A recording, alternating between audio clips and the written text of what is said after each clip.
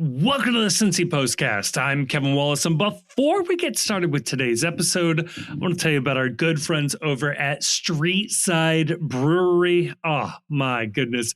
You can go check them out on the east side of Cincinnati, the Columbia-Tusculum area there. They are a fantastic brewery doing some fantastic stuff, community-minded, a great space to watch a game, any game really, but you got FC Cincinnati on the road this weekend. Why not stop in? All right, 4:30 p.m. Go check it out. Go see what they're all about. Really good stuff. Delicious burgers, by the way, always available there.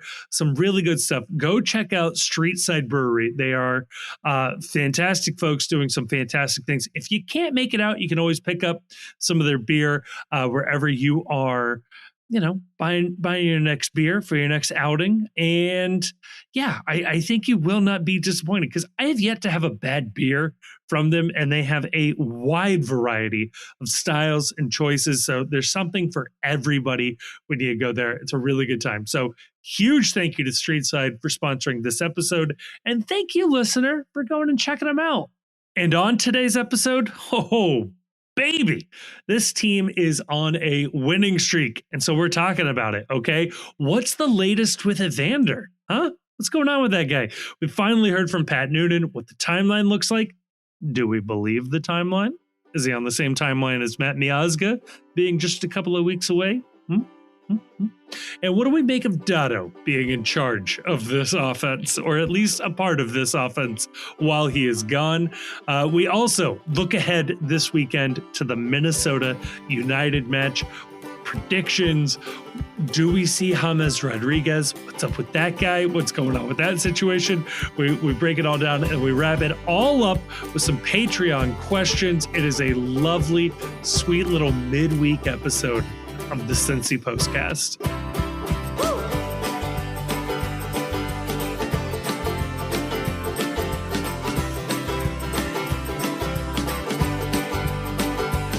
Joining me to talk about all of that and more, I am joined by two gentlemen who are excited to be officially on a win streak, joined by the Chief, joined by Grayson.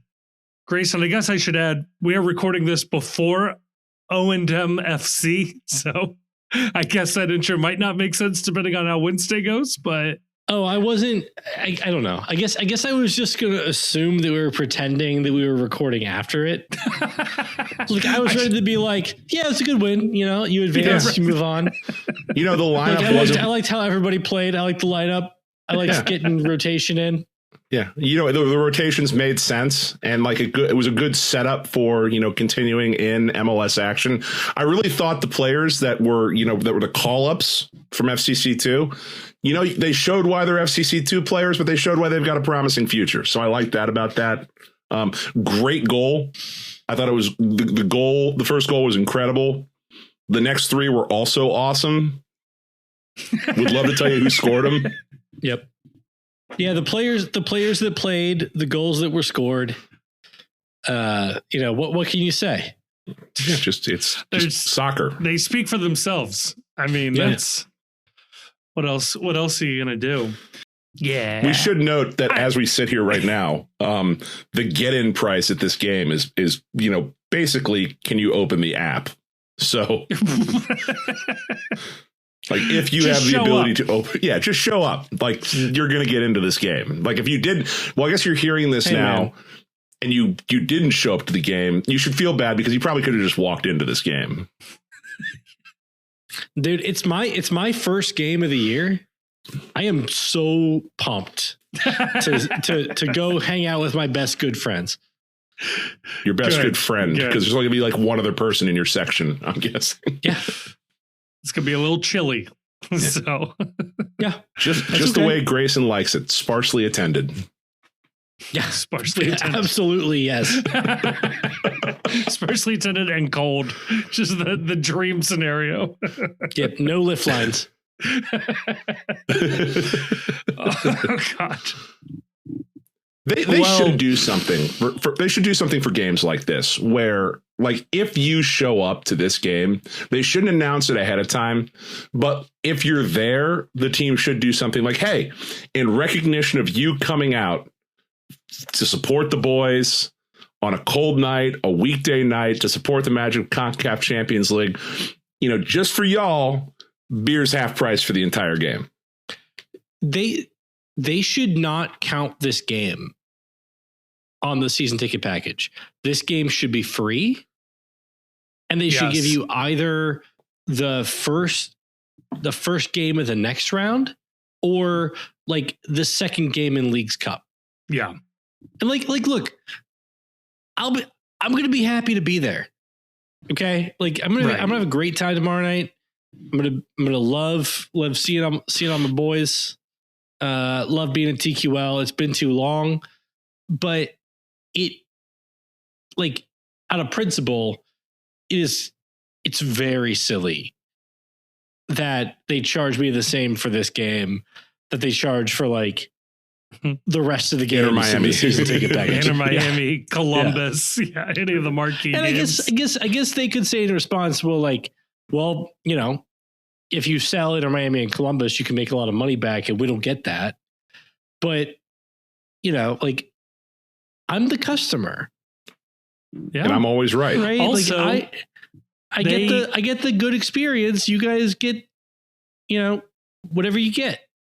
Yeah. But also, let's not forget, especially with them having a deal with SeatGeek, which I thought they were moving to Ticketmaster at some point. I guess they canceled that deal, or all of MLS had a deal with Ticketmaster. I don't know what happened. Thanks, Joe anyway, Biden. Yeah. But I'm pretty sure the team gets a cut on all the resale on SeatGeek. Like, there's a reason why there's a difference, and SeatGeek gets a cut, and I feel like the team gets a cut in there. And that's why you have an official partner. I don't even mind the whole, okay, I have to pay for the first round. It's been a thing. We used to have to pay for the first round of the U.S. Open Cup as well. And that would be against, AFC Cleveland or some who gives a shit team that's probably folded in the last couple of years. I don't mind that in principle. I agree with Grayson. I would like it a lot better if we treated this as a free game and your first actual part of your season ticket package is the next round. But I get that it's difficult to assume, even as absurd as this concept is, it is difficult to assume the win when it comes to calculating out that you will reach the second round. I get that.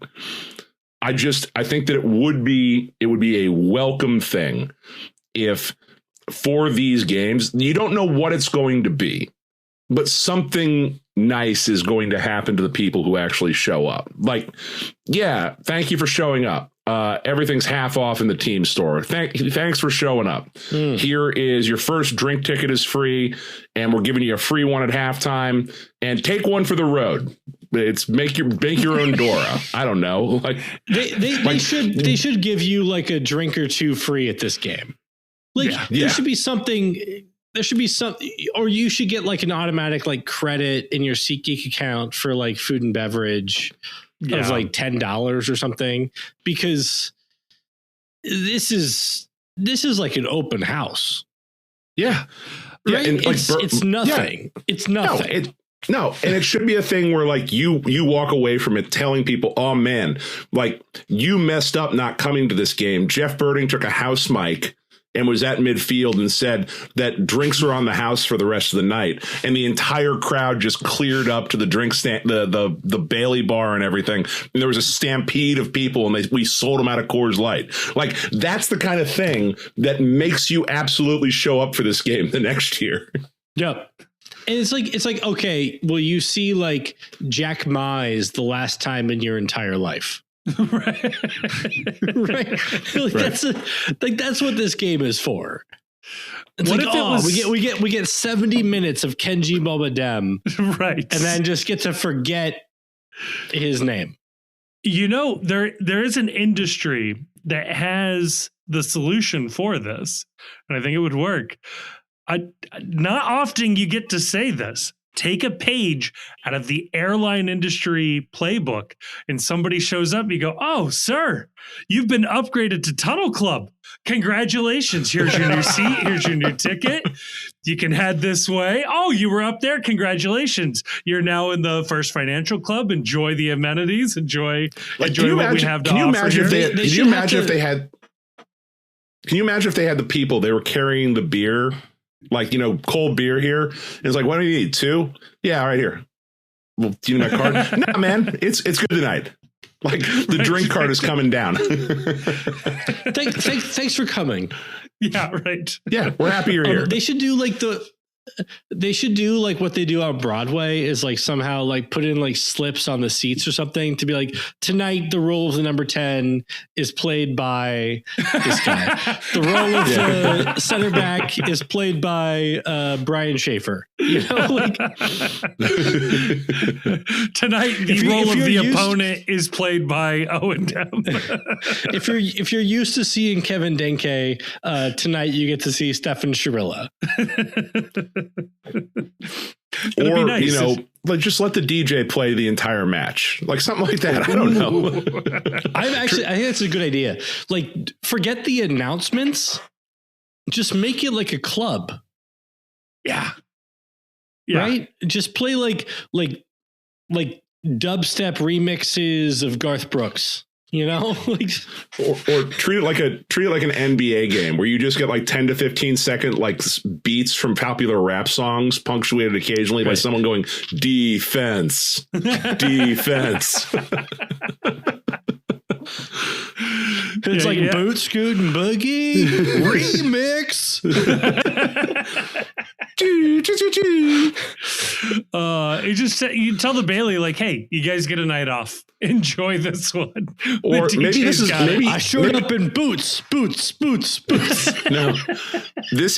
what this is.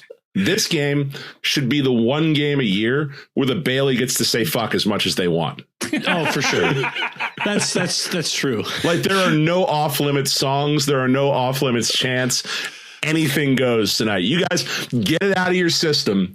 Like you want to do flare, you want to do road flares, do road flares. Yeah. You want to like pop pyro in the middle of the game, go for it. You want to shout at Johnny Bench as loud as you can, go shout at Johnny Bench. It's your night. You want to be a Tourette's guy at the BAFTAs? Do it. Everybody. Everybody.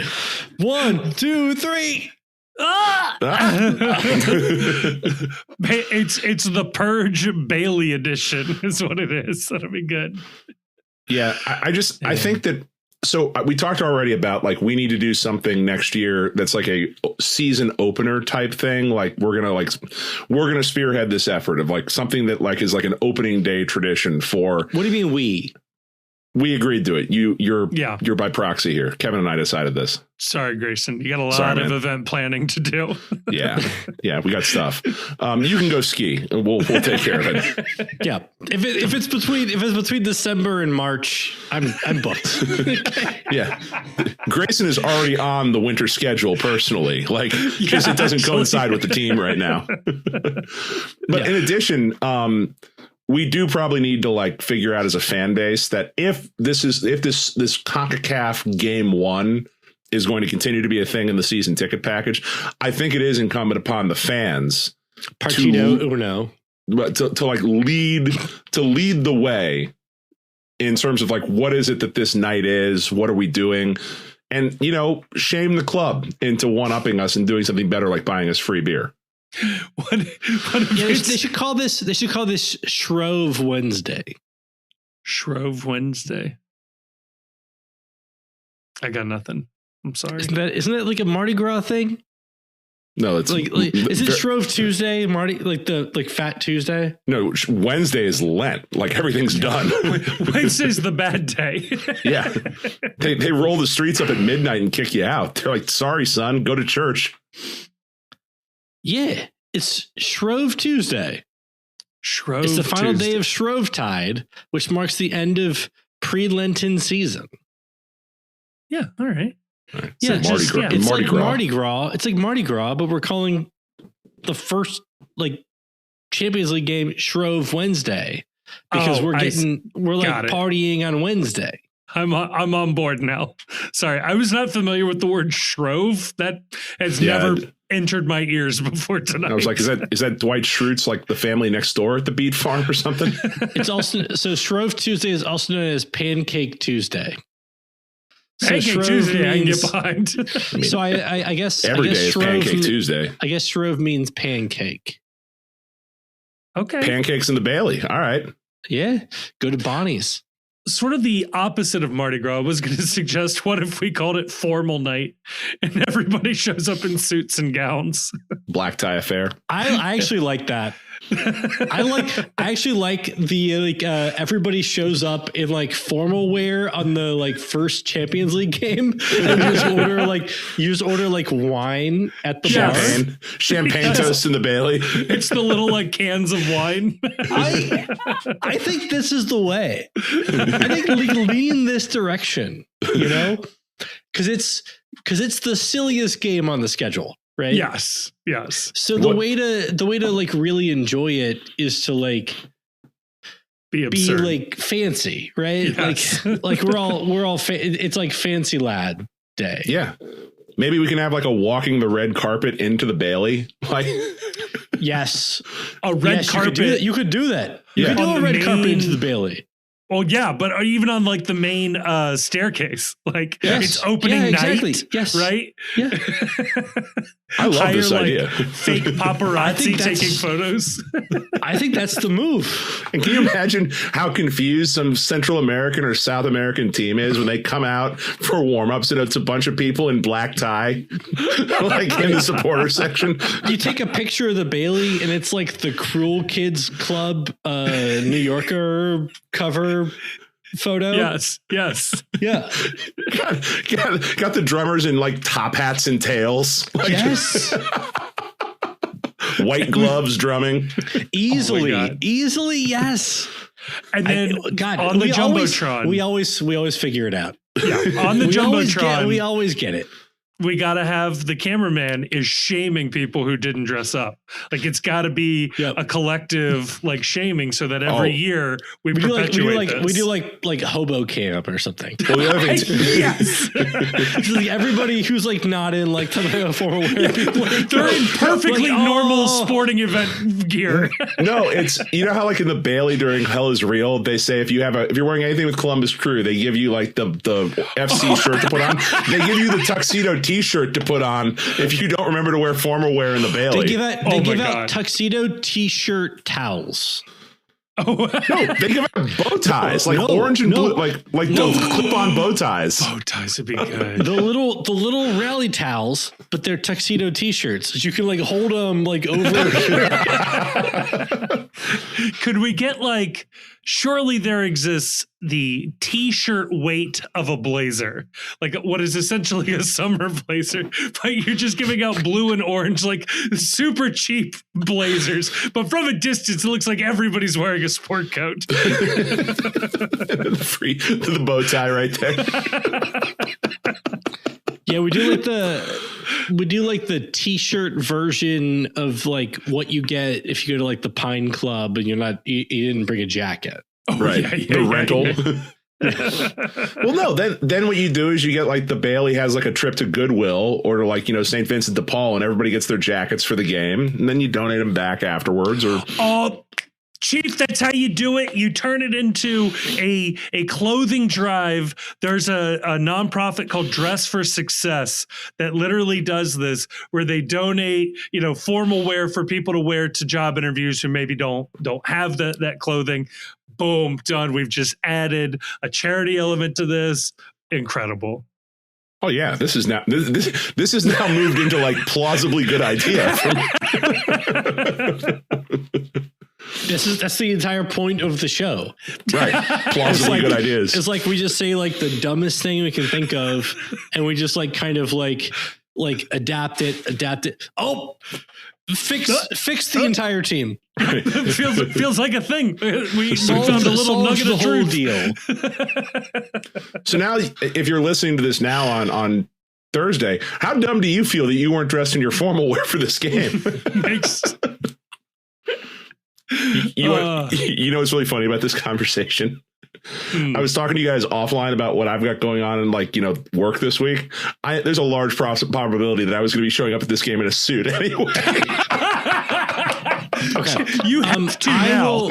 I will wear a suit to the game. Oh my God. I'm wearing a suit to the game too.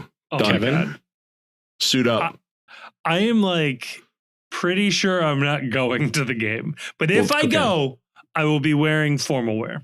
All right. I'm gonna wear a suit. I'm gonna wear a suit to the game. Yeah. Suit up. I'll be wearing a suit to the point tomorrow anyway, so I'll just not take it off. Yeah, I have to wear a suit tomorrow anyway, and there's no way I'm going to be able to get home in time to change. Saving you guys a stop. This is not a statement. This is laziness. Absolutely true. What more for the post would you expect here? All right, we're all in. Done. My God, this is great. God, think of the graphics for FCC Formal Night. Formal Night. So funny. They could sell a whole line of merch ahead of this. A gold mine. We're sitting on a gold mine. Okay. Yeah. Anyway. Always. We're always FCC just news. Off of making money. Right. God, just there goes. This definitely was. This definitely beats the other idea I was going to bring to the show tonight, that we need to start a supporters group in the First Financial Club called the Financial Crimes Unit. You just shout at the referee and try to get yourself kicked out. I mean, the Special Ed Victims Unit. Wait. Oh God. Well, in FCC news, let's talk about a little FC Cincinnati news, if I may. The biggest news, and virtually the only news in FCC world, is the status of the Brazilian number 10, Evander, who went out in the 13th minute in the match against Atlanta United with hamstring tightness, is what we were told. However, pretty good update today. This came from Pat Noonan in the pre-match press conference, the sort of mandatory press conference for CONCACAF Champions League. I'm just going to read Carter's tweet here because I don't have the full quote directly from Pat, but Carter said, Pat Noonan says that the imaging on Evander's injury came back with positive news, calls it fairly minor, says Evander won't feature tomorrow, but they will see about the weekend match in Minnesota. Quote, there wasn't anything severe, won't be anything long term. Chief, he's not playing in Minnesota. I was going to say it's mind games, right? You got to make the other team at least think he might do it. Yeah. But do you believe the timeline generally? I believe he is. I believe it is minor. Okay. I believe he is fine. I do not believe that they are going to play him in Minnesota weather coming off a hamstring tightness situation. I think that he will be rested tomorrow. I don't think he'll be in the 18 or in the available for selection.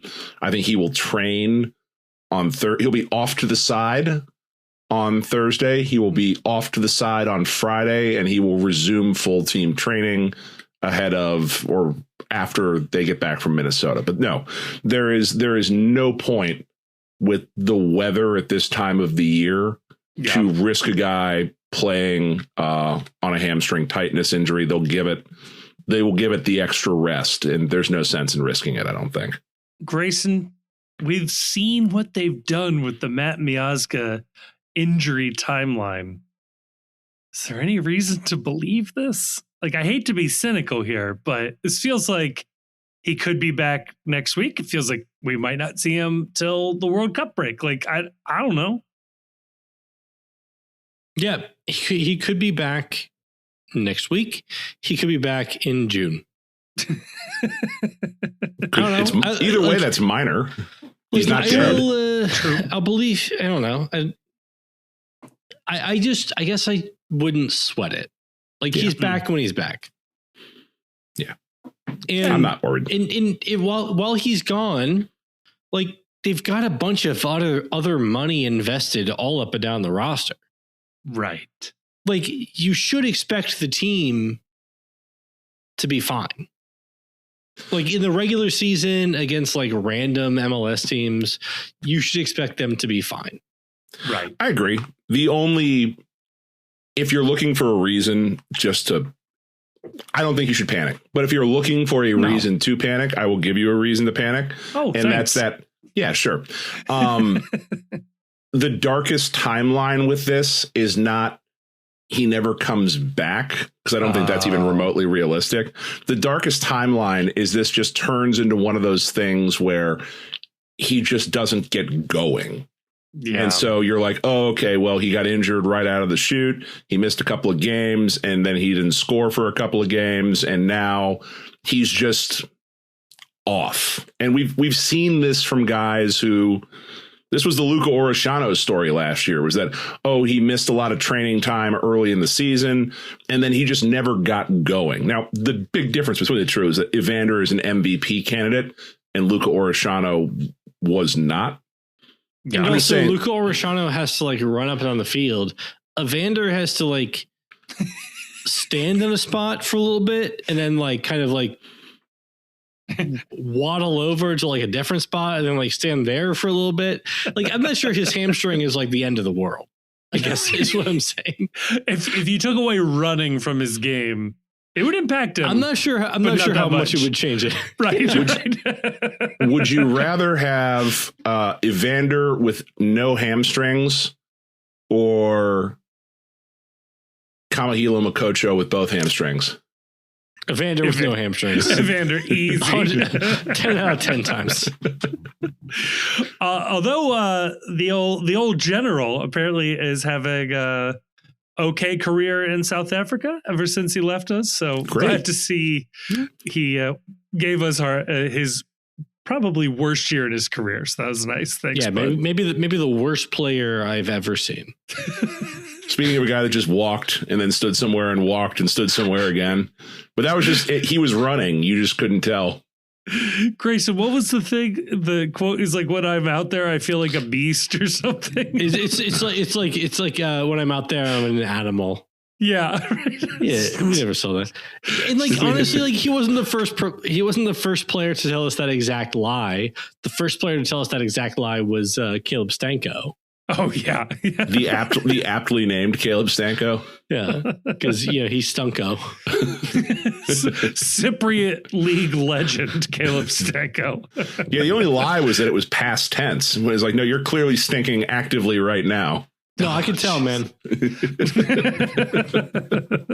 I mean, they never said what animal, right? Like a sloth or just some other slow-moving land animal. Yeah. I think a sponge is technically an animal, I'm out right? there, I'm like a newt. I got better. I kind of like hang under a root for a bit. And then if you expose me, I like run a little bit. You guys ever seen a walrus? Not really my thing, man. Yeah, I'm just gonna hang out here for a little bit. Yeah, just if the ball finds its way to me, I'll let you know about it. Not really my thing. Oh God. Well, I gotta say this. One, I'm happy to hear that the injury is not major for Evander. There's no season-ending injury consideration by any means. There's a tiny part of me I wanted to see a good month of Dado Valenzuela. I'm looking ahead at the schedule. It's not the toughest schedule in the world. Maybe New York Red Bull is the toughest thing over the next month. Setting aside the, in all likelihood, matchup with Tigres, like, kind of would have been fun to see what that looks like. But at the very least, it sounds like Dado's going to play somewhat on Wednesday, or did play last night, I should say. It would be so funny to not play him, since their excuse for not playing him has been like he's basically a backup to Evander, and Evander.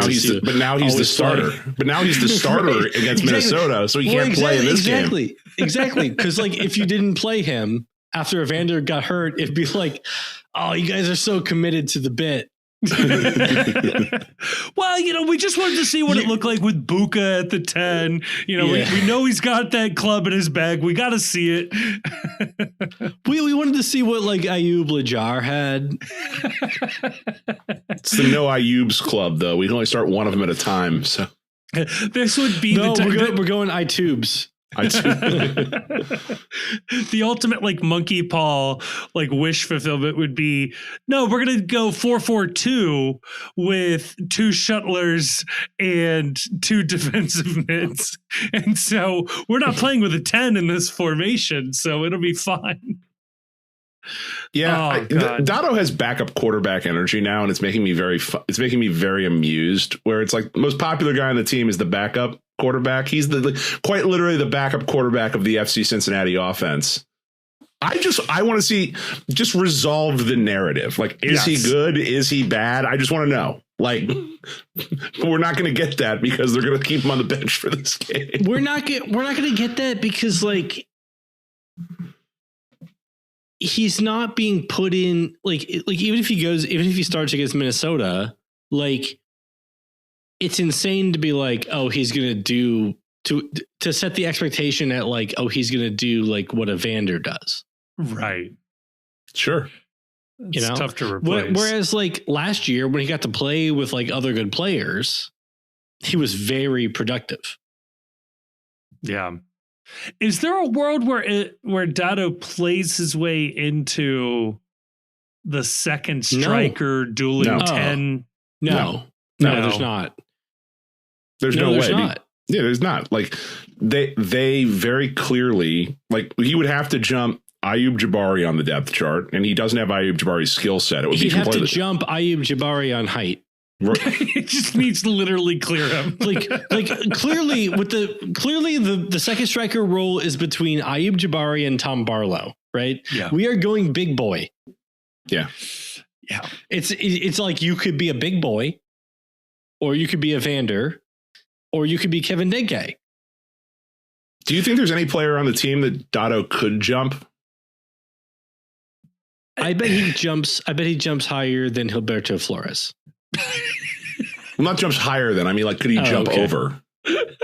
He can jump over Ender Echenike. He's a short guy. Yeah. Short king. Steven Jimenez cannot be tall, right? Steven Jimenez is 5'2". Yeah. I bet Dado can jump over him. Especially if Steven crouches. Yeah. If he flinches at all, Dado's obviously clearing him. I don't know. I agree. There's no path for Dado into the starting lineup of this team. I do think he should get more minutes than he got last year. But isn't it more fun to bitch that he's not getting enough minutes? If he got more minutes, what would you guys talk about? All the goals he scored. I guess what you're rooting for then, and this feels like an easy thing to be rooting for, are more bigger early leads so that you are more comfortable pulling Evander off in the 75th minute and giving Dado 15, 20-minute runs at the end of games. Or a bigger toolkit where if you're down, you're more willing to kind of change things up. Yeah. No, it's perfect that this team is going to win a lot of multi-goal games, but they're going to score really late so that Dado never actually gets onto the field. They'll add the second or the third goal in the 90th minute every week. And it's he can have the last 4 minutes. That'll be all right. Yeah. And every week see this one out. It'll look FCC's dominated. Why aren't they giving some of the young guys time? You have to really look into it. Oh no, they only led for they were scoring every goal in the 89th and 92nd minute. Right. They're winning every game 3-0, but all the goals are coming after the 87th minute. Right. It's they win 20 multi-goal games, but they only are leading a grand total of 200 minutes over the course of the season. Right. Oh God. The Bengals had a season like that where it's every win came in on the final possession. It was great. I'll say this. I love if it's a meme team, I'm in. Yeah. Good. Right? That's good. Like I love the bit. Right? Like the bit, it would be such a funny bit to be like, no, we're past 1-0, 2-1 wins. We're doing 2-0, we're doing 3-1, we're doing 4-1. Scoring late. All the goals are coming late. Get ready to love 0-0 soccer, buddy. It's like, oh, you want to beat traffic? Fine. You're going to miss 5 goals. Right. You're going to be punished for following this team. Right. So the whole thing was last year is that like, oh, they're winning games, but they're flunking the eye test because they're winning so many close games and their XG is crap. This year, the XG is fine. They're winning a lot of multi-goal games, but they're still flunking the eye test because they spend so much time not scoring goals. Last year, you could have left immediately after they either went up or down 1-0. Yeah. No matter the game, statistically, the minute they went up or down 1-0, you could have left. And you would know how the game was going to go. But then you'd look all weird at the bar in your formal wear by yourself. I'm down with we win every game by multiple goals, but it's all after the 80th minute. Does that mean that like all of our starters suck? Is that the idea? That we're a super sub team? They're incredible. It's just that they're persistence hunters. They're like humans. They've got to wear out the other team before finally like, okay, like Kevin Denke, the man like hasn't looked at a carb in multiple years.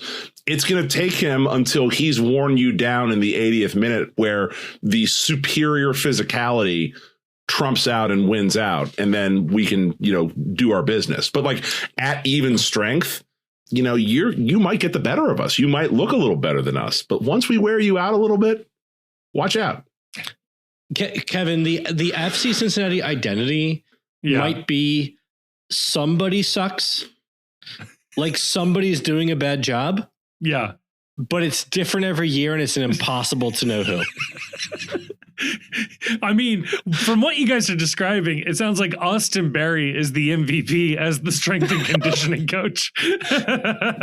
always Austin Berry, Nick Hagland. Yeah. Oh, geez. That's the MVPs. They're the only people that are never at fault. Like somebody is at fault. Just if you're from Cincinnati, not your fault. Yeah. I can tell you, like, whatever the problem is, it's not Austin Berry, it's not Nick Hagland, and it's not Evan Loro. No. Flawless. Those three always show up to work, do their job, pick up their lunch pail, pick up their shovel, go dig grinders. Coal, grinders, high motor, deceptively fast, gym coaches on the field, blue steel every time. Great route runner. Oh yeah, real cerebral player. Real coach's kids. Yeah, sneaky athletic. Sneaky, yes. Nick Hagland especially is sneaky athletic. That really does describe Nick Hagland. Right. Yeah, we've got aside. Yeah, we've got like a real Danny Woodhead type. Yeah, yes. we've got Evander as the sneaky visitor, and we've got Nick Hagland as the sneaky athlete. Yep. Both of them probably won't be let near a school zone if they identify that way. I bet Nick Hagland gets to go to a school zone. He's got young kids. Yeah. We solved a lot here. Is there any other FCC news that we need to get to? Hell of a win. Felix Sampson got called up by the Canadian U20 team. Congratulations. Congratulations. Yeah. I mean, I would much rather get called up by like a country of winners, but yeah. I mean, maybe that's also fun. Yeah, maybe he's the one that breaks the streak of them just getting absolutely dominated by the United States in athletic competitions. Yeah. For what it's worth. Also, it's nice for someone to finally get called up correctly, where he's going up on a map when he gets called up. That's true. Most of our players get called down. They're called down, right? I will say at this point, only World Cup hosts gets called down to Venezuela. Venezuela. Come on down. Which no, it's the only is he eligible for US now? Oh yeah. Is Venezuela part of the United States? That's how that works. Only if he identifies as oil. We should tell Sunoco to just like also grab Echenike. Yeah, right. Because he's not like first choice, but I bet he's like top 5. I bet he would be like top 5 in the pool. I mean, there's no one that would outrun him in the pool. That would be clearly an incredible skill set to have in the player pool. The national team does like wingbacks. Yeah. Yes. If he's incredible. He's so good. If Freeman's on the depth chart, Echenike is on the depth chart. I agree. Easy. Ender Echenike has become very quickly the player where I am most excited to see him play. I am most excited to go to the game and see Ender Echenike play, because I have to imagine he is the most infuriating player on FC Cincinnati to play against.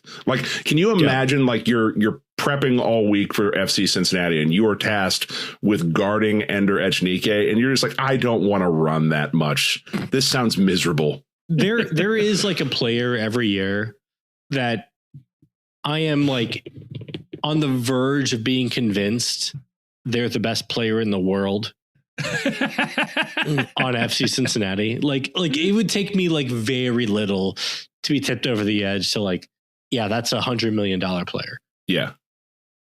You're watching right now. I'm right about there with Ender Echenike. Yeah, you're watching a Premier League game on the weekend. You're like, man, Ender could go in this league. Imagine I could watch Echenike. I'm like, man, this must have been what it was like watching Sadio Mane as a young player. Which tracks, because I hate Sadio Mane.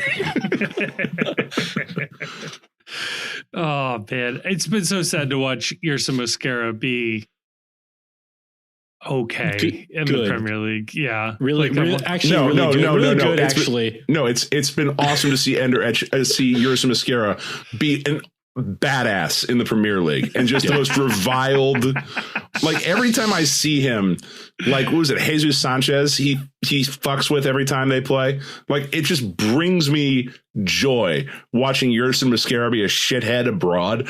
I want that to be our export. That when you get an FC Cincinnati player, this person will be a massive dickhead for your team and for the lads that you root for. I do want that to be our export. I do want it to be when you sign an FC Cincinnati player, they're going to be impossible to play against. Yeah. That is what I want, because that's what I want in the league right now. Yeah. Yes. And this team, I've said it, this team needs just a little more of that energy. And that's the one thing that I think is missing from this team. I'm over the moon thrilled with how the first week went. I just wish there was someone on this team who, in a mass confrontation, when the referee's back was turned, would grab his head and fall to the ground like he's just been shot, in an uncovered convertible in Dallas. I need that energy. Who I think that is? Matt Miazga, and he's not on the field. No, Tom Barlow. I want that to be true. I think Tom Barlow has that. I think Tom Barlow has that energy. New York Red Bull Academy, right? That's I think it was a Red Bull draft pick, but it was a marriage of fate. Yeah. It was oh, we found our perfect soulmate. For all the times we've had Evan on, he might as well have been a Red Bull Academy player. We've never asked Evan, was there a class at the Red Bull Academy on just how to be a heinous prick? Take the fall, act hurt, get indignant. But see, where I truly miss Yerson is that for all the players that we've had on our team that have just been heinous pricks to deal with, he took it to another level that truly made him Premier League elite. All the guys we've had that have been Yerson, he'll check a man's oil on the field. And that's just something that we just don't have right now. Now, Miazga will honk a grown man. That's kind of the same thing, but he's not out there right now. We need that. So Lucho had that too. Here's a question. I think I know the answer. I think I know the answer. I think the answer is yes. Is Yerson the best player that we've seen for FC Cincinnati? Unquestionably, yes. I think it's so. Like, I don't even. I think it's not only yes. I think it's not even close to who number 2 is. And I'm not talking about like best, like, you know, most potential or like the player with like the best career behind them. I'm talking about the player's quality as we saw them when they were on the team. Who was like the best player? And I think it was Yerson. I think it was Yerson. I think there's an argument. Probably Lucho. I was going to say, I think there's an argument for that same year, Lucho Acosta. You know who I think we're overlooking here, and I think that like there's an argument for is I think it's Santi Arias. I don't think so. No, not for what he did. I love where you're at. I love where you're at though, because I do think Arias was great for us, and I think he was like. I think we underappreciated how hard he was to replace. I think Arias was on the like value. I think he's certainly like the value contract list. With Yerson, obviously, yeah. But I really think Yerson was like. I think Yerson was better than Arias that year. Oh, I agree with that. Yeah. No, I was just saying who's in the team photo for that would be like. Oh, yeah. Arias is in the team photo for that. Yeah. Arias was so good. And I agree with you. I agree with you that, like, especially in retrospect, we missed him. Yeah, we've been chasing looking for him. Yeah, we've been chasing looking for him for multiple years. We've been chasing Alvaro too. Yeah. But Alvaro was like on the up and up, and also like I think Yerson was better than Alvaro. Yes. Yeah. We are like we are picking like who's got the nicer chalice at this point, right? Yeah. Can I make an argument for 2022 Brenner when he tried? You could. I think 2025 Brenner was better. You can make an argument for 2022 Brenner. I still go Yerson. Yeah. Yeah. Like Yerson every game, it was like, oh man, he's too good for this league. Right. But it was also every time you saw him, it was like he's too good for this league. Yeah, he was more athletic and he was not only more athletic, he had better soccer instincts than like quite literally anyone else on the field. Yeah. Like just understood and just, I don't even know that he could tell you what was going through his head at any given moment. Frequently, I'll bet he could not tell you what was going through his head. He just had an incredible feel for the game, and just the effortless speed and recovery that he had at all times was something I've never seen like live in person in MLS before. When he signed for the Premier League, it was like, yeah, of course. Yeah, of course. Yeah, he seemed like a Premier League player.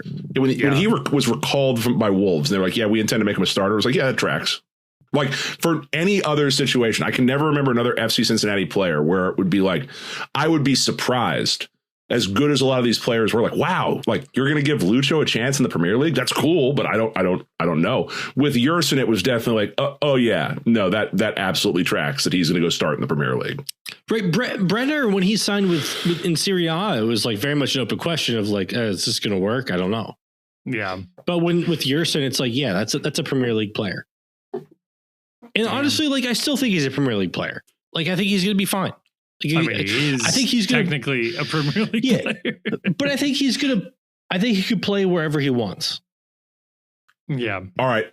On the list of most electric future sword pullers, Yerson's got to be way up there, right? Yeah. Like way the hell up there. Yeah. I don't know that there's like a clear. I don't know that there's anybody clearly above Yerson. I feel like at best it's like that person's like in the group with Yerson. The problem is you almost have to do that this year because starting next year, the schedules are going to overlap and there's just not going to be an opportunity for Yerson if he's in the Premier League to come back to MLS to do a sword pull. So you've almost got to get him to do it this summer, like right after the World Cup ends. People will lose their minds. And we have his brothers on the 2 team, the academy. Oh, I forgot about that. Yeah. So he's got a reason to come back this year at least. Yeah. People will lose their minds if Yerson is back and pulls the sword. I think he's like a top. I know he was only on the team 1 year. I think barely speaks English. He speaks English okay. You might have picked he up has to more. be one of the most popular players in team history. That's one where it's like, that's a jersey I'll go get like retroactively, like go find like the retro kit and get a custom Yerson Mosquera jersey. That might be something I need to order this summer, actually, now that I'm thinking about it. Could you imagine he pulls the sword and he's wearing a custom Our Son kit? Oh, like the Joe Burrow when he did on senior night with the Louisiana spelling on the back. Yeah. pulls off the jacket and it's Our Son on the back. Oh my God. We're just giving away great ideas here. Gosh. The DM from I think Zach of like, thank you for Yerson. He's Arson now. He's Arson now. Top one of the best all-time social media things in FC Cincinnati fandom history. Like that's so funny. Yeah, it's 10 out of 10. Pithy, directly to the point, electric staying power too. Yeah. Oh my God. Well, okay. Let's move over to part 2. Let's talk about Minnesota United. Yeah. And then we'll wrap it up with some Patreon questions and we'll get out of here. Hi, I'm doing this ad because my dad said it was cheaper than paying intern Luke. If you like FC Cincinnati and you're still listening to this stupid podcast, you might also like the stuff that is for sale on the Post website. There are some designs on there that are pretty neat and some that needed a little more work. There is even a reversible bucket hat that says Noonan out on one side and Noonan in on the other side, which I've been told to say is very funny. If you even buy something, Chief might even release away days. Go to thepostcincy.com and click merch. Or don't. That's okay too. Okay, thanks, bye.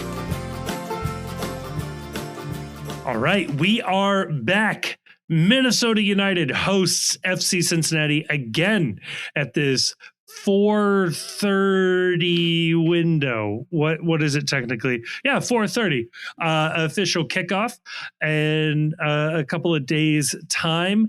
This is an interesting one.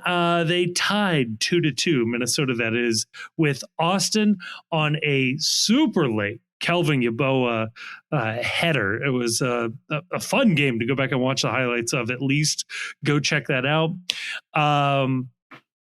I'll say of note for Minnesota United, still no James Rodriguez. He was basically deemed out of shape. It wasn't quite fit when he came into camp. He joined, I know there's some visa issue stuff. He joined in the last week of camp. He didn't travel to Austin for this game. They haven't said it explicitly, again, at time of recording, but I think there's quietly a lot of hope that he would be available for their home opener in this one. But a name to keep an eye on. Minnesota, very good last year. They lose their head coach. Don't look at how who just got fired today by West Brom. I did not know that. I did know. Yeah. I don't know that he had won a game in the last month. Winless in his last 9. Eric Ramsey today, as we record this, which is Tuesday, because we're recording early, sacked by West Brom today. It's Wednesday. Yeah, it's whatever day you want it to be. We've already beaten organization and management. Yeah. H&M. Industrial organizational. Yep. Grayson, I have a take for you. I want to try on, and I don't want it. No, I think you might like this one. Okay. Wilfred Nancy fails at Celtic. Eric Ramsey fails at West Ham. We saw Bob Bradley previously fail. Jesse Marsh had a middling to okay career in Europe. Are MLS managers holding back MLS players? The MLS player is good enough to be playing at these high level, leagues, but it's the MLS manager that it's ultimately capping their potential. I don't think so. No. Okay. My read on all of this is that like it's honestly not to give credit to ISIS here, but it's the MLS schedule where managers are joining teams like mid-season. Shitty teams usually. Yeah, teams that have a mid-season vacancy. Yeah. Yeah. And I think that because of the perception of MLS, there's probably a lower threshold for failure than there would be for like a manager from like another year. Because like honestly, like it doesn't surprise me that like Nancy had trouble stepping into a team mid-season because he's got like a possession, like complicated, like tactical, like scheme. I would have thought that Ramsey would have been like more acceptable at a place like West Brom because his system doesn't require like a lot of possession and it seems suited for a team like West Brom. Yeah. Yeah. Apparently it didn't work. And like, I just don't take a lot from any of this. And again, like to go back to it, and this isn't super fun, but I think when there's the schedule change, you'll see MLS coaches like move abroad and have more success because they'll get a preseason. I think there's a certain amount of that. I think everything Grayson said is correct, but I also think that there's a non-insignificant part of this.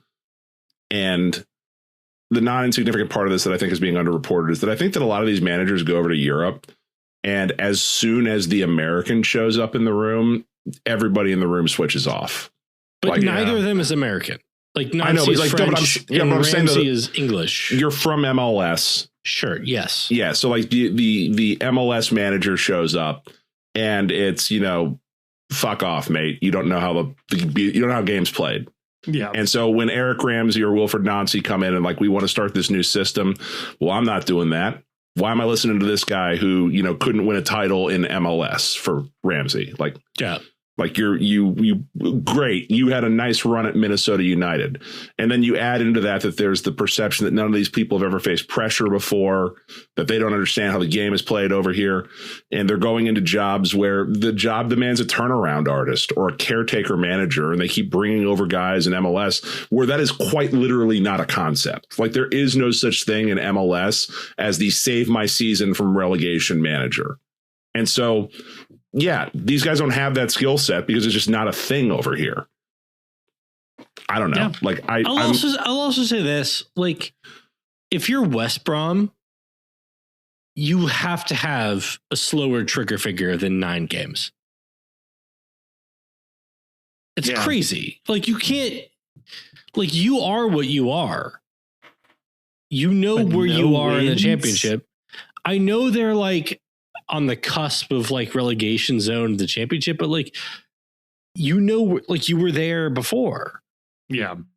Like what do you expect? Yeah.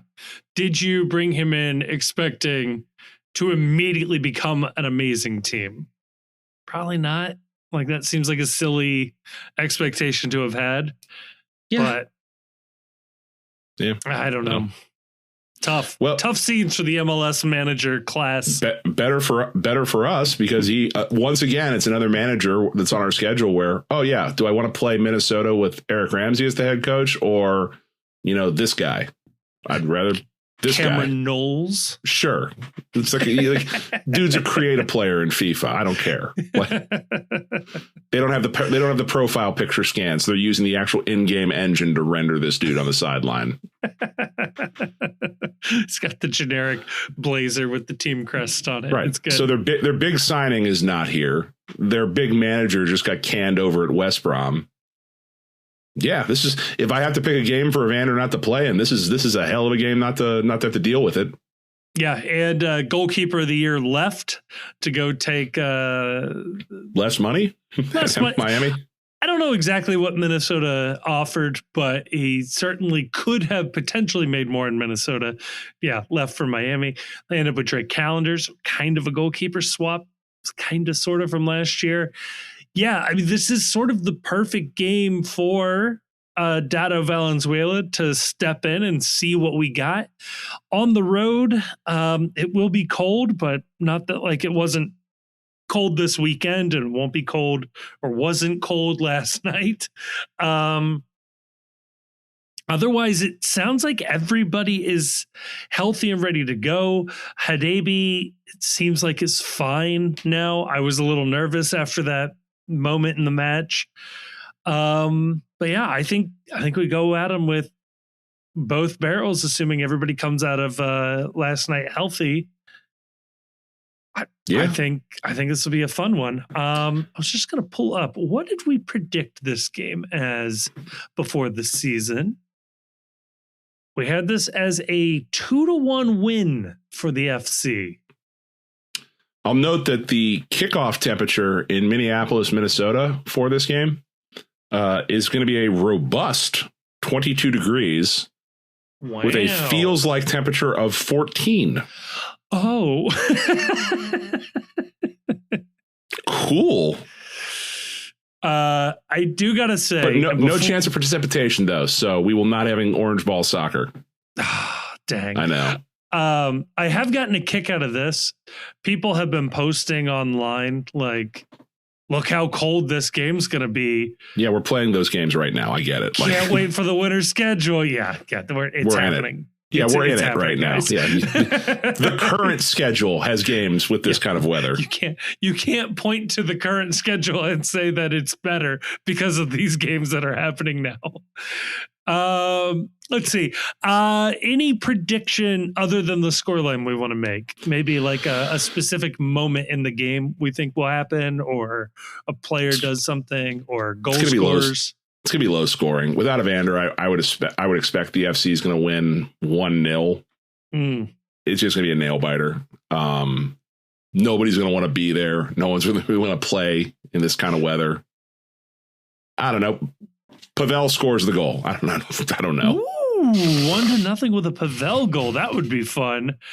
Grayson, what do you got? I'm going 3-1. I think we get a Denke goal. Okay. I think we get a Jabari goal. And I think we get a Sammy Giddy goal. Ooh. Is this too cold of a temperature for Denke to take his shirt off? No. The temperature doesn't exist. No. It might be that temperatures. Yeah. The limit does not exist. That's gonna tighten up the look right there at that temperature. That could be swag right there. Did you see Kevin's got some dogs now? He was out walking his dogs on Instagram. Aw, look at him. It's the brand new thing for FC players, it looks like. All right, let's go. Let's do it. Buka. I'm going to say 1-0, but it's a Dado goal, baby. Let's get the discourse going. Is the team better? Nope. No. It'll be fun. I think this will be a fun one. Kevin, will you renounce your membership in the Dado cult if Dado starts the game and doesn't score for a second straight game? No, because he will be orchestrating the offense that it obviously is going to win and score lots of goals. Fair enough. That's all I need him to do. Is that all for us here? Let's very quickly head on over to part 3 and do some Patreon questions, and then I'll let you get out of here. So let's go do that real quick.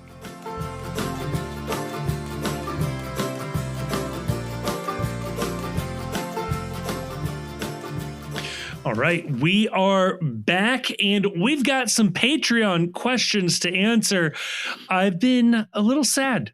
Patreon questions, not getting the traction they used to be, folks.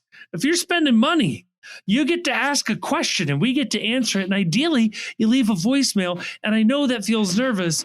That might make you feel nervous, but just do it. It'll be fun. It's a lot of fun.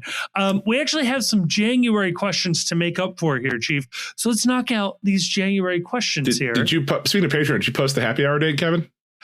I sure didn't. Should we live figure out when this date should be right now? I know this week doesn't work. What does Tuesday, March 3rd look like for you guys? I'm open. Grayson's sure. in. Why not? Let's do it. Tuesday, March 3rd. What time should we do a happy hour? Do you guys tell me? 5 o'clock. 5 o'clock. We will go live at 5 o'clock. How this will work is I will send a link on the Patreon ahead of time. We'll also send it out on the Discord in the super secret channel that you only get access to if you are a member of the Patreon.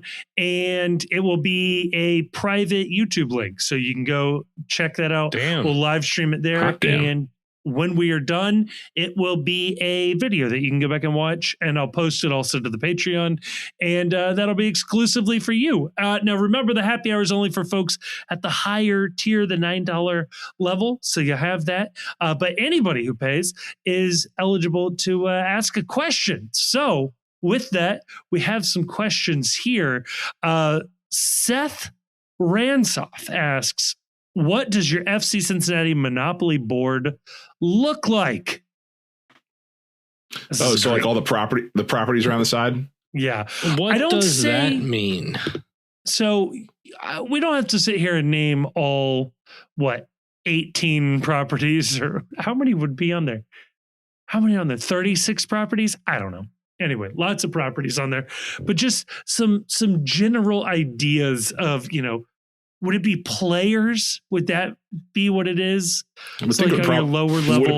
Would it be like players, or would it be bars that people hang out at, or places that are like, here is the Bailey, here is the First Financial Club, here's the Tunnel Club. So the places would be like, oh, you have to go to the pitch. Yeah. The pitch or jail. The Bailey's the jail, obviously. The Nordeca's the jail. How about that? The away supporters section is the jail. It's the corner of TQL Stadium, where they literally hold you so you can't leave until a certain time after kickoff or after the final whistle. That's exactly it. You have to roll to see if Stonebreaker will let you leave the section. Well, there's obviously some sort of a card that's like caught in line at the bathroom, go back 3 spaces or whatever it is. Oh, yeah. Instead of due taxes, it's like buy souvenir. Right. Team shop, pay $75 or 10% of property. What are the Sammy's Burger? They're out. They're out. There's like a Vietnamese taco thing now. Do that. Yeah. Okay. What are the 4 railroads? What are those instead? Okay. So 4 Skyline, La Rose's, Montgomery Inn, and Gomez Taco. Okay. So just like 4 like in stadium. No. Hold on. Time out. Because Skyline and are going to be like the electric company and the waterworks, right? I didn't say. I don't think. Oh, they don't sponsor us anymore. Yeah, no more free plugs. Will you bleep that out, please, Kevin? Yes. Okay. No free plugs.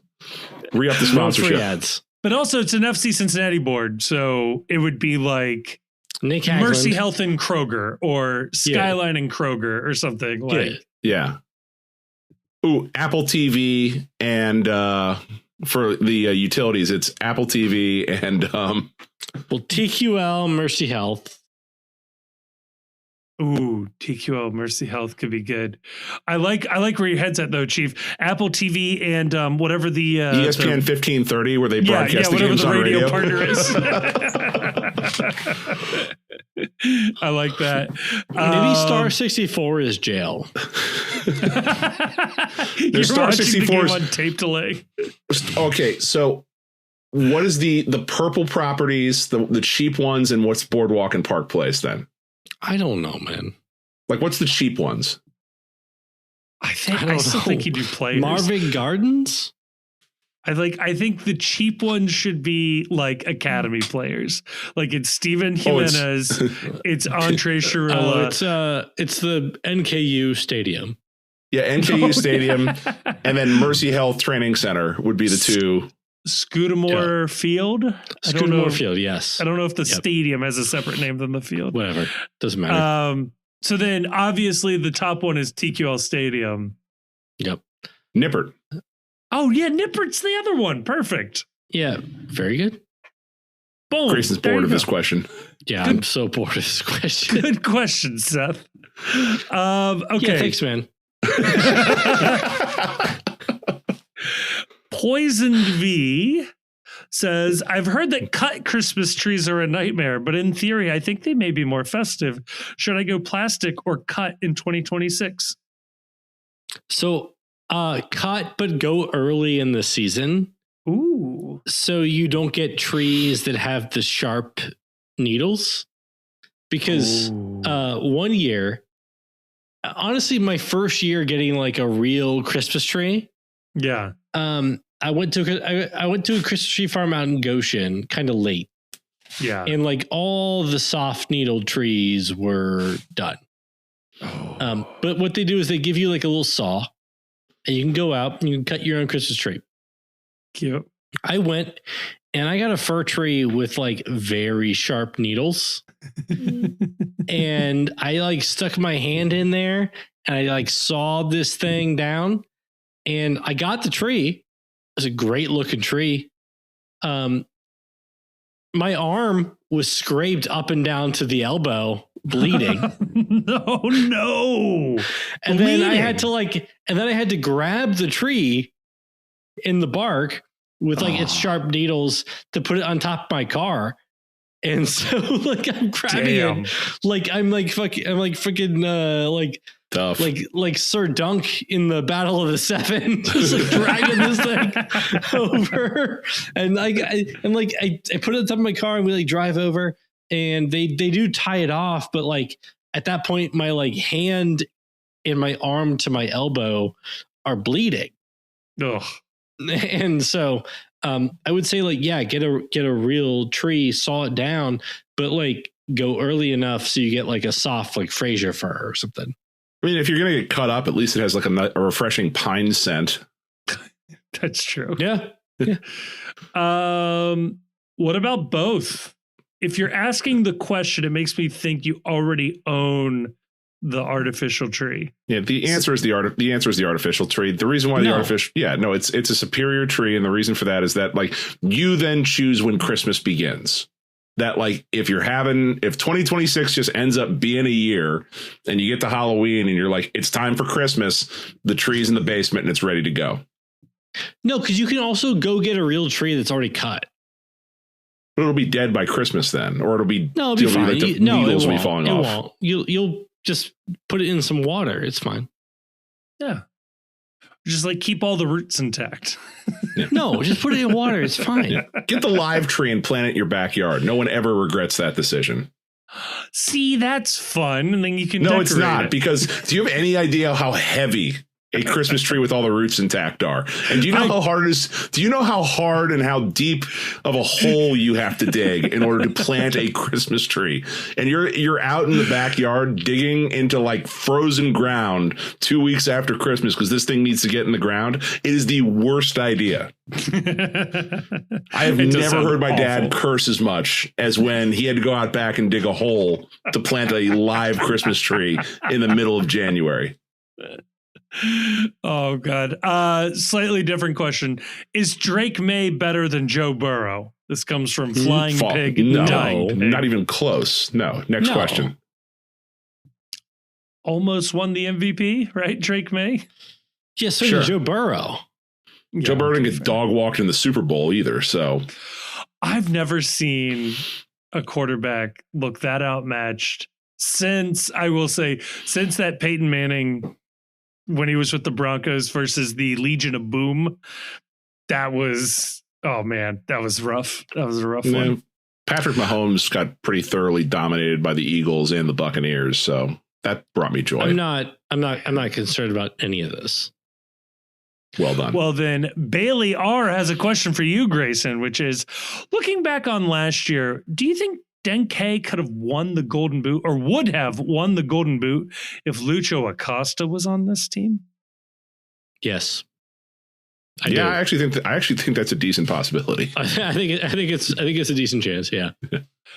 I think Acosta is more willing to play for the assist. Yeah. We're assuming like bought in Lucho. Like 22, 23 Lucho. 22, 23, 24 Lucho? 24 and a half Lucho. Let's assume he's healthy. Yeah. And 22, 23, 20. Yeah. Yes. Like, I do think that if Lucho had been on the team and he had been bought in 25, there's a very, I think there's a good chance that Denke would have challenged for the Golden Boot. Yeah.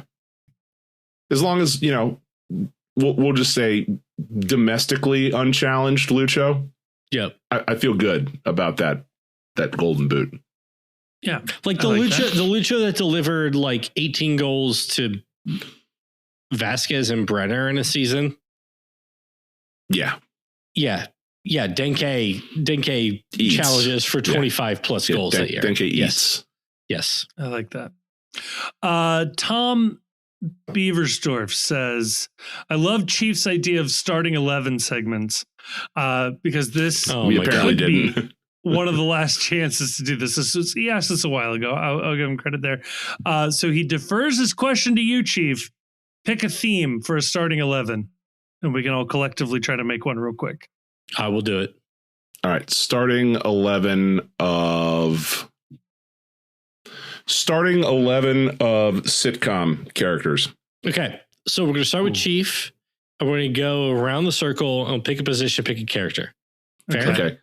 I am going to start with defensive mid, Jerry Seinfeld. Okay. Am I the next pick? Yeah. I want Steve Urkel at right back. Okay. I'm going to go Jess from New Girl at great choice. Attacking mid. Okay. Good pick. Snake draft, you go again. Oh crap. I will go Gretchen from You're the Worst at holding mid. He's a minor character, but I think this counts. Hold on. So what positions have we all done? Defensive mid, right back, attacking mid, and I honestly blank on your last one. Holding mid. Okay, holding mid. Okay, great. Okay. I'm going to give us a striker with Charles Minor from The Office, Idris Elba's character. I'm going to give us a striker as well, Sam Malone from Cheers. Oh, nice. And I am going to give us a goalkeeper. I'm going to give us Andy Dwyer from Parks and Rec. Ooh, good. I like that. Sitcom. I will take Homer Simpson at center back. Okay. I will go with Stewie at left wing back. Speedy. I like it. And Snake. One more. Oh, and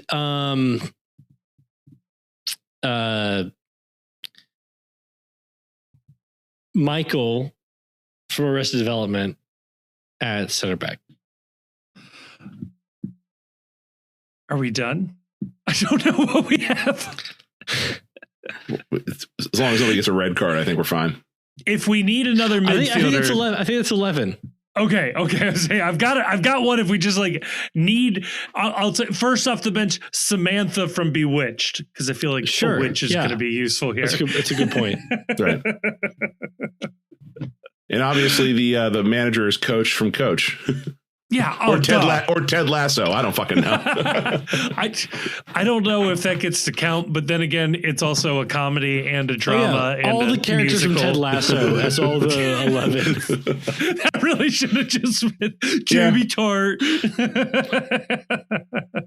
Last one here is from B Grub, who says, with the new Discord ID and face collection requirements, can we get an alternative place together and chat?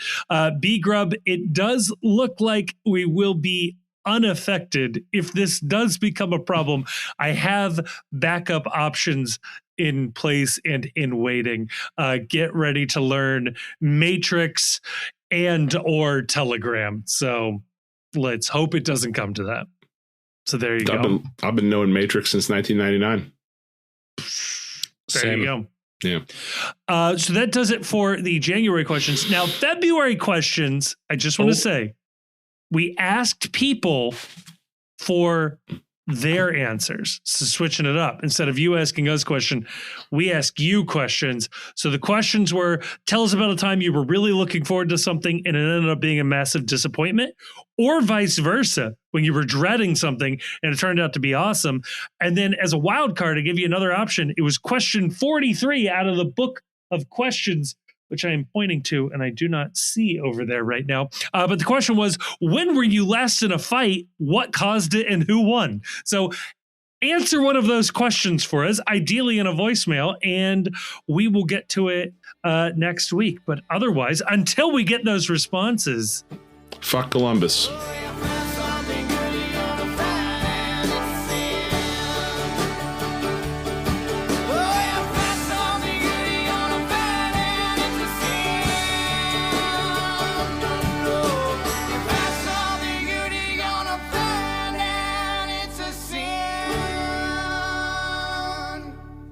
The Cincy Postcast is a production of The Post Cincy. You can check us out online at thepostcincy.com. You can also follow us on Twitter and Blue Sky, Facebook, and Instagram. Twitter and Blue Sky, though, you'll find we're a little more active than the other places. We're also on YouTube, where you can listen to this episode if you aren't listening to it already. We are also putting up video content semi-regularly, including the Away Days series. We want to give a huge thank you to Jim Trace and the Makers for providing the music for this episode. They're a lovely band, and you can find more information out about them in the description of this episode. And if you happen to enjoy what you just heard, can I please ask that you like us, that you rate us on whatever app you're listening to, and maybe more importantly than all of that, share this episode with a friend. When it comes up at work, you're talking about FC Cincinnati, I say, hey, I listened to an FC Cincinnati podcast. I think you guys will like it. It would really, really help us out. Nothing helps a podcast travel more than a good recommendation from a friend, family member. That would be awesome. When it comes to the sorting algorithms that control our lives, a 5-star review would be much appreciated. Also, leaving a sort of written review weirdly does more than that. That's how the algorithms work. So maybe say a nice or a mean thing, whatever, just as long as you give us 5 stars, that'll really, really, really help us out. And if you are looking for more MLS content, check out our other podcast, The World's Gam. Again, a link will be in the description of this episode. That is where we touch on league-wide storylines and news, and we talk about other games and a couple other teams in there as well. I think you will enjoy it if you are just dipping your toes into Major League Soccer. A huge thank you to all of our sponsors. A even bigger thank you to all of our patrons over at Patreon. But maybe most importantly, thank you for listening to this episode.